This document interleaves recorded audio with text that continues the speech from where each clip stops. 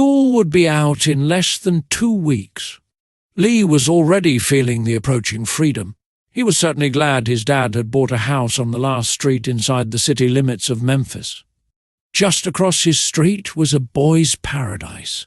River bottoms? He could spend the whole summer playing in the Wolf River bottoms.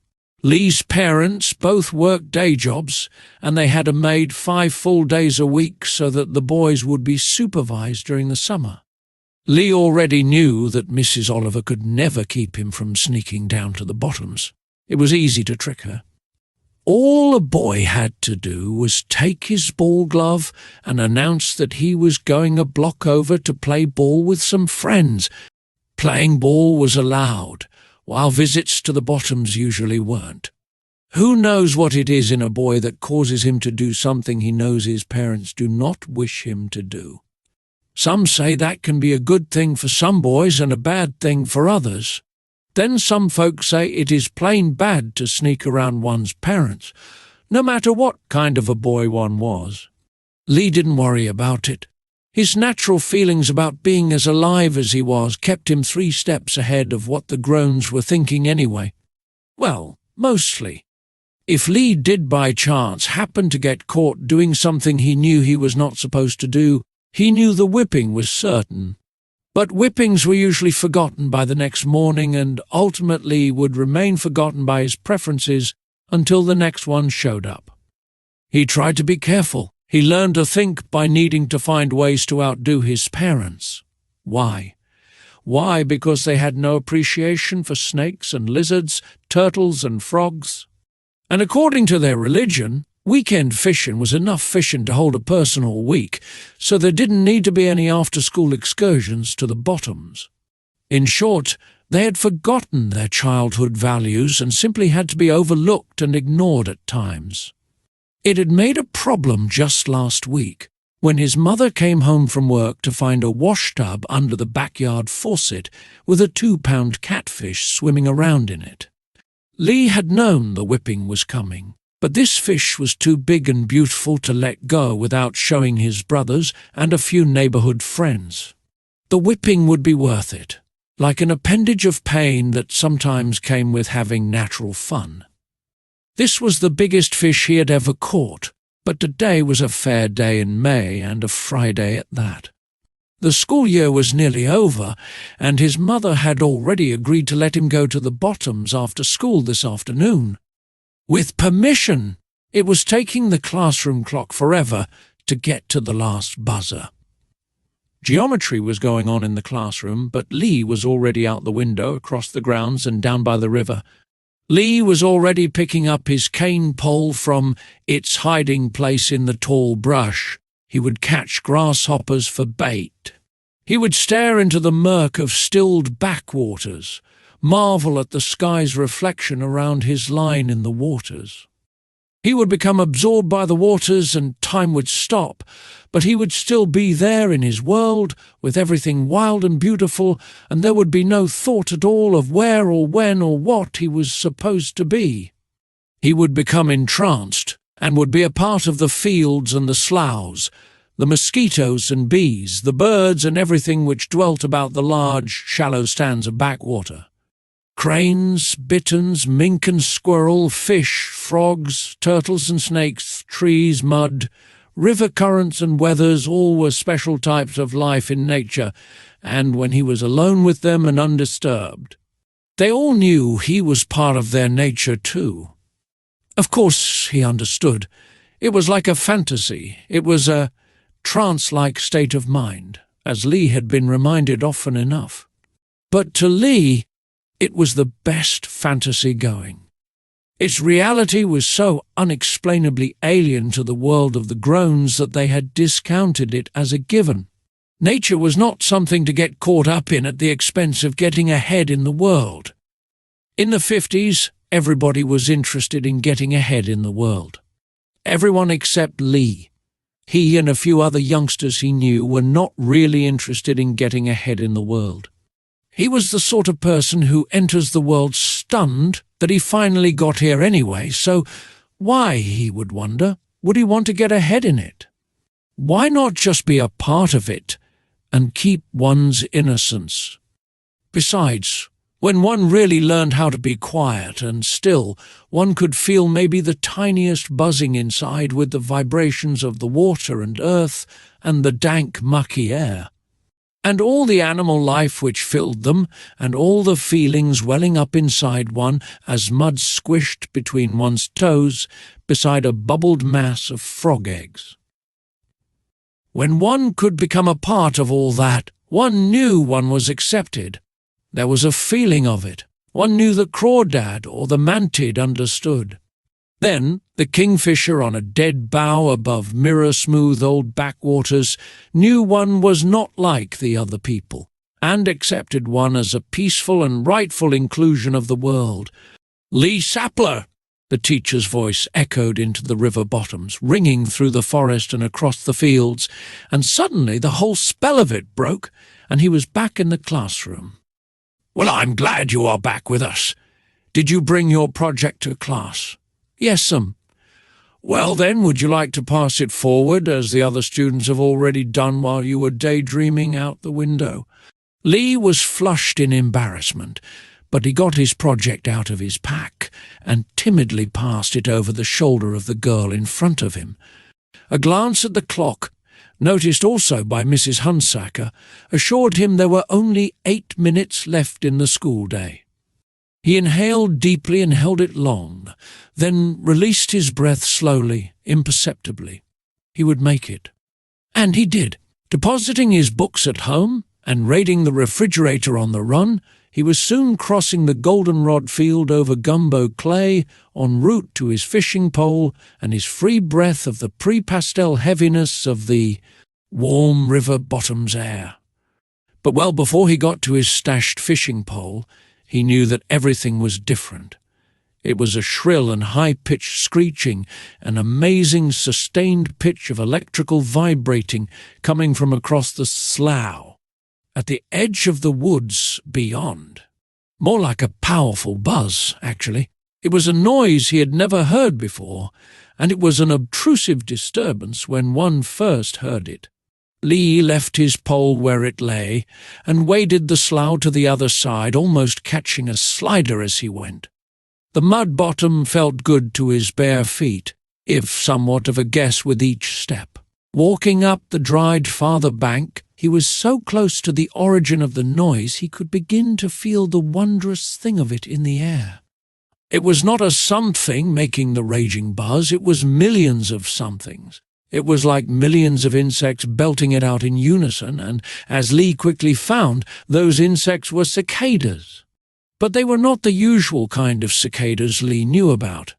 These cicadas were black all over their bodies and had orange-veined transparent wings and, incredibly, their rounded little eyes were orange. These were bright little Halloween cicadas, Lee figured, only it certainly wasn't anywhere close to Halloween. The orange and black were very rich colours and perfect in their light. But the most amazing thing about them was how many of them there were. They were on everything that didn't move. There were, literally, millions of them. The earth had been pierced millions of times and had given up the clumsy pupae of the 13-year cicada in world-crashing millions all at once. The little creatures were crawling onto anything they could find and setting their claw-like feet in a brace, from which they would begin the stretching slit down the back of their used-up skins, down the middle of their abdomen and thorax, and they would squeeze themselves with a struggle out of their skin of 13 underground years. We've all seen the transparent brown hollow hulls of shed cicada skins, at least those dried skins of the annual cicada, which is the biggest of all the cicadas. But these 13-year cicadas were but half the size of the annual giants, maybe less, and they can only be found once every 13 years. That was when they would notice that they had been suddenly born into a world of colour and light and every sensory delight, and had wings to boot. They just had to let those wings dry a bit before they could know the bliss of flight, and then they could be off to a cicada heaven after 13 years as a wingless grub condemned to the darkness of a rooted earth. Then they could fly high into the tops of trees or across ponds and fields and could know the richness of the terror. It was all quite a miracle, this sudden culmination of a years-long metamorphosis, and a joy which kept each cicada this afternoon buzzing at his highest peak. But there was a burden to this miracle for a cicada. It would not last long, maybe 2 weeks if one was lucky. A mere blink, when compared to 13 years of darkness, eating dirt and whatever was in it, blind, buried, and bored. 13 years for 2 weeks, maybe. But graciously, on the day of a cicada's hatching, he is much too excited and busy to dwell on his approaching doom. Lee was bewildered. The hordes of the little bugs had spilled over the forest's edge and into the tall grasses between the slough and the tree line. The weeds were covered with cicadas drying their wings. One could not walk through the brief field for fear of stepping on and crushing them. He reached down and picked one up, using his thumb and forefinger on either side of the thorax, a grip which did not pinch the wings, but did keep them in the safe fold down the sides with which the insect had held them for drying. He inspected the little creature closely. Its skinny orange legs were working, wanting attraction but finding none. Its orange eyes were fixed at the corners of its broad head, like those of an ocean crab. Its face was a face of resolve. The cicada was beautiful. Its broad-headed determination kept its legs churning, and Lee could feel the wing sockets vibrate with efforts to move. Lee decided he was making the cicada nervous, so he replaced it on a twig and stepped back toward the slough. It occurred to him that he must dash home and return with a quart jar. He must collect up a number of these marvellous insects for his collection. And so he did.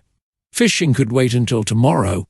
After he had more than enough of the bugs, he stood and listened to the extreme pitch of their unified chorus. They were so loud they almost coloured the air with the heaviness of their sound. He watched them filling the air as more and more of them lifted up on dried new wings. When he had registered the phenomenon well enough, Lee returned home with his prize specimen.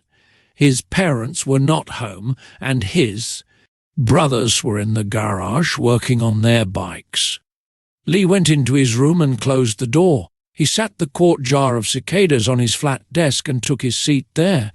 Lee had been collecting insects for about 4 years.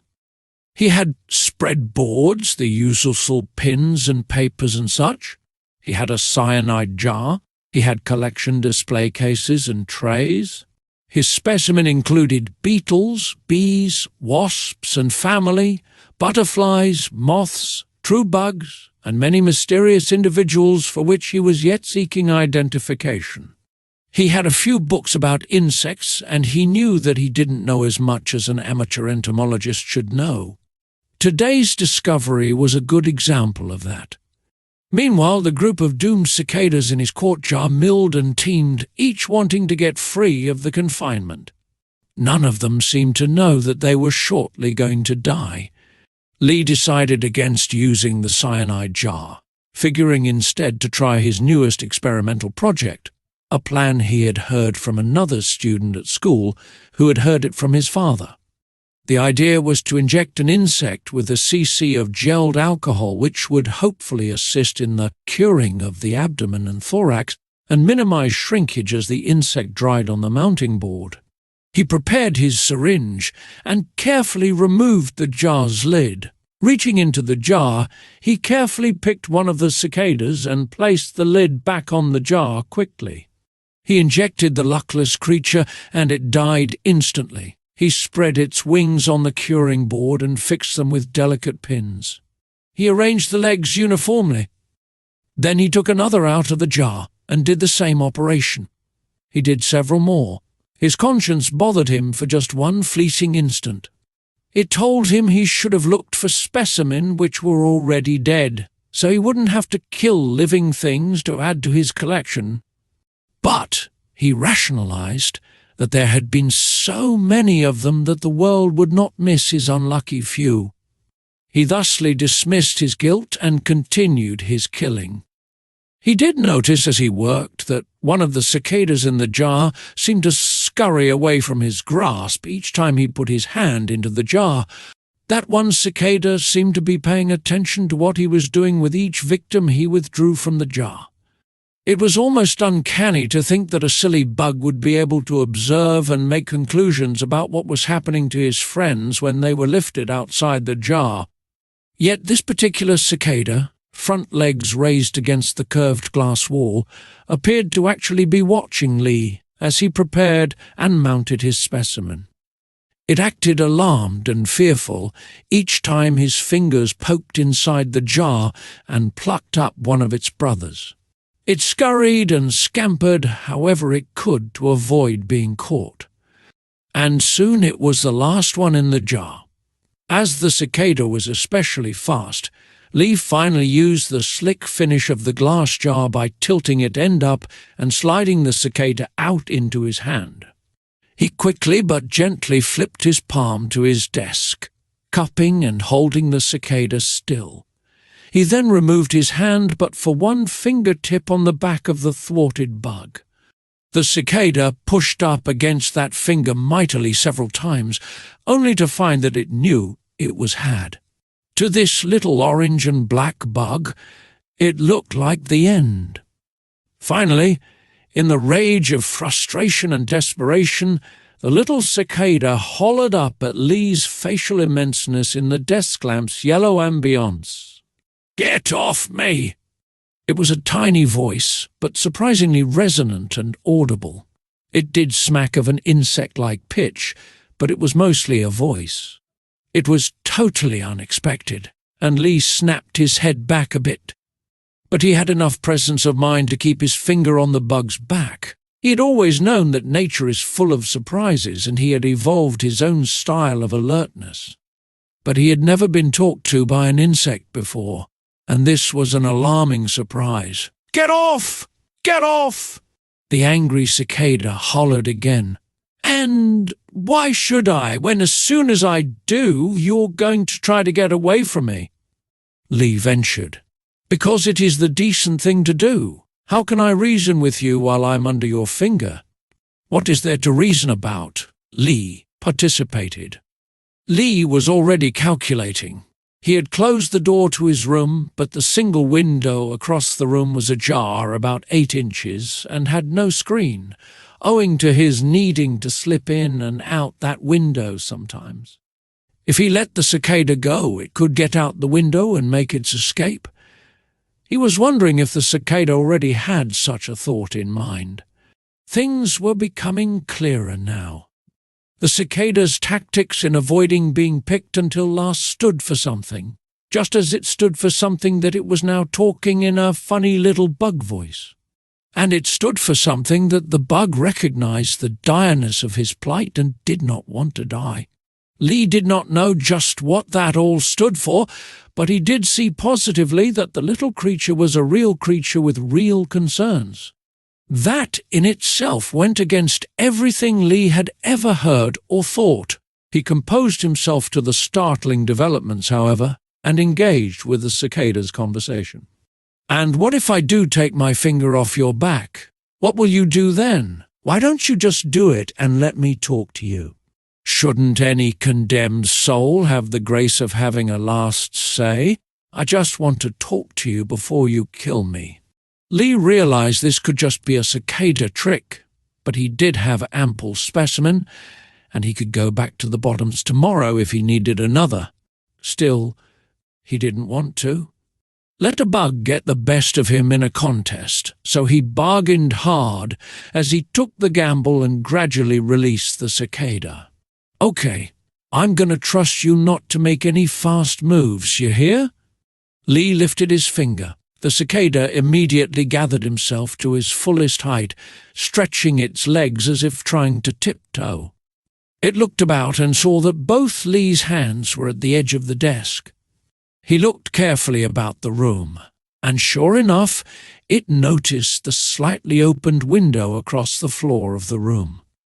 Then he looked back at Lee, looked him right in the eyes. He raised his 2 front legs into the air in a gesture and said, "Thank you. That is much more civil of you." Lee was beside himself with amusement at the little black bug, with orange eyes and long clear wings with orange veins. But Lee was young, and the world was still very new to him, and unexpected surprises were not uncommon to him. He had learned already to accept new revelations from mysterious nature. So he spoke with the insect easily. He said, "Well, of course I can be civil when I wish to be, but tell me, how did you learn to talk?" "That is a long story, and I'll not trouble you to hear it. I'd rather tell you why you should not kill me, if it's all the same to you." The bug said that last sentence like a statement, but intoned it as a question. Lee picked up on that. He replied, "Well, I was going to put you in my collection, you know. So if you don't want to become a part of that, then I think you should explain to me just why you should be allowed your freedom. And I greatly appreciate the opportunity to do just that," began the bug. "You see, I have just climbed up out of the darkest place you can imagine, underground with 1,000,000 roots and other dark things. I've been buried down there in the earth for 13 years. Just think about that for a minute. I'll bet you would not even want to spend a short night buried under the earth in total darkness."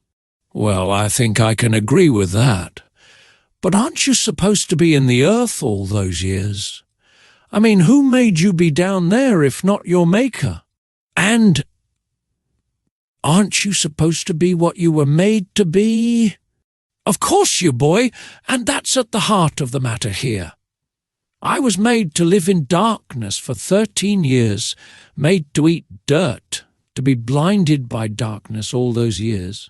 I had to roll around in dirt, move dirt to get anywhere, and when I did get somewhere, it was just another place packed with dirt.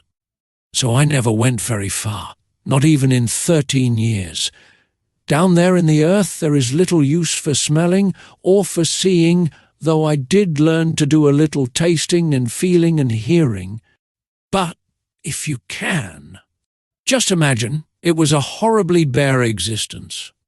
I mean, sometimes I might come across an ant tunnel or a beetle or another grub of some sort. But the whole boring existence inside the earth seemed a drab and dull affair. And it seemed as if it would never end.